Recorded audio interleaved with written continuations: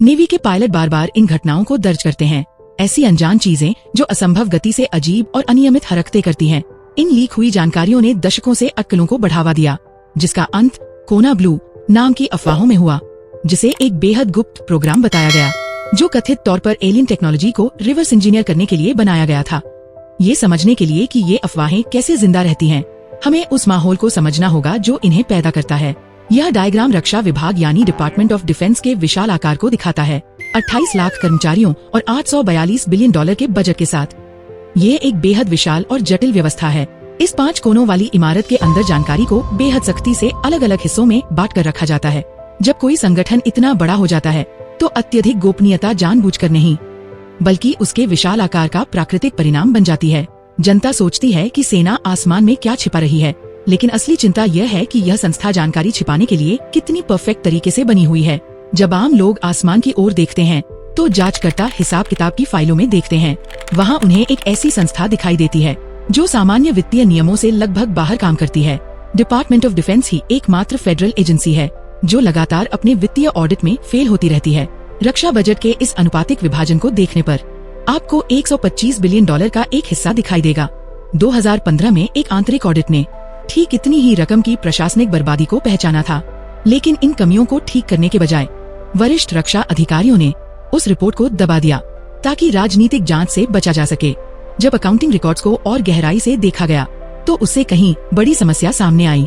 अपने आंतरिक खातों को ट्रेजरी के रिकॉर्ड से मिलाने के लिए विभाग हर महीने बिना किसी ठोस आधार के बदलाव करता है। ये गलत समायोजन शुरुआती बर्बादी से कहीं ज्यादा बड़े थे और इनसे खरबों डॉलर तक की गड़बड़ियां पैदा हुई। निगरानी और जवाबदेही के खिलाफ यह संस्थागत विरोध समय के साथ और भी मजबूत होता गया। सितंबर 2025 में एक एग्जीक्यूटिव ऑर्डर के जरिए डॉड को आधिकारिक रूप से डिपार्टमेंट ऑफ वॉर कहा जाने लगा। यह बाहरी जांच के खिलाफ एक बेहद आक्रामक रुख का संकेत था, चाहे मामला यूएफओ की गुप्त रिपोर्ट का हो या फिर बदले हुए वित्तीय रिकॉर्ड्स का। ये संस्था एक ही सिद्धांत पर काम करती है, ये खुद को पारदर्शिता के सामान्य नियमों से ऊपर मानती है। कानून बनाने वाले लोग रिकॉर्ड मांगते मांगते थक चुके थे, इसलिए कांग्रेस ने विशेष कानूनी आदेश जारी किए ताकि सेना को अपनी फाइलें खोलने और सीधे जवाब देने पर मजबूर किया जा सके। यूएपीज की सच्चाई खोजने के लिए उनका मुख्य जांच उपकरण बना all domain anomaly resolution office यानी एआरओ। एआरओ ने दशकों पुराने गुप्त रिकॉर्ड्स की जांच की और अपनी रिपोर्ट प्रकाशित की। उन्होंने कहा कि उन्हें पृथ्वी के बाहर की किसी तकनीक का कोई ठोस सबूत नहीं मिला। उन्होंने यह भी पुष्टि की कि कोना ब्लू रिवर्स इंजीनियरिंग प्रोग्राम का विचार वास्तव में मौजूद था, लेकिन डिपार्टमेंट ऑफ होमलैंड सिक्योरिटी ने उसे बेकार मानकर जल्दी ही खारिज कर दिया था।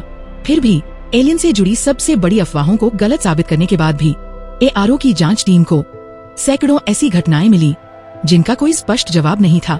इनमें से कई घटनाओं में ऐसी विशेषताएं थीं जिन्हें अनुभवी खुफिया विशेषज्ञ आज भी असली रहस्य मानते हैं। एआरओ ने साबित किया कि कांग्रेस सेना को अपने ही हवाई क्षेत्र की जांच करने पर मजबूर कर सकती है, लेकिन उन जांचों से निकला डेटा उतना ही बाहर आता है जितना सैन्य कमांड साझा करने की अनुमति देता है। यही टास्क फोर्स और वित्तीय ऑडिट टीमों की सबसे बड़ी कमजोरी है। वे पूरी तरह सेना और उससे जुड़े उद्योगों पर निर्भर रहते हैं कि वही खुद की जांच करें। अगर कोई अंदर का व्यक्ति इन जांच टीमों को किसी गड़बड़ी की जानकारी देने की कोशिश करता है तो उसे गंभीर बदले का सामना करना पड़ता है। किसी रडार ट्रैक या छिपे हुए वित्तीय रिकॉर्ड को उजागर करना ऐसी व्यवस्था से गुजरने जैसा है जो विरोध करने वालों को सजा देती है और उनके करियर को खतरे में डालती है। सिर्फ आंतरिक जांच एजेंसियां काफी नहीं थीं।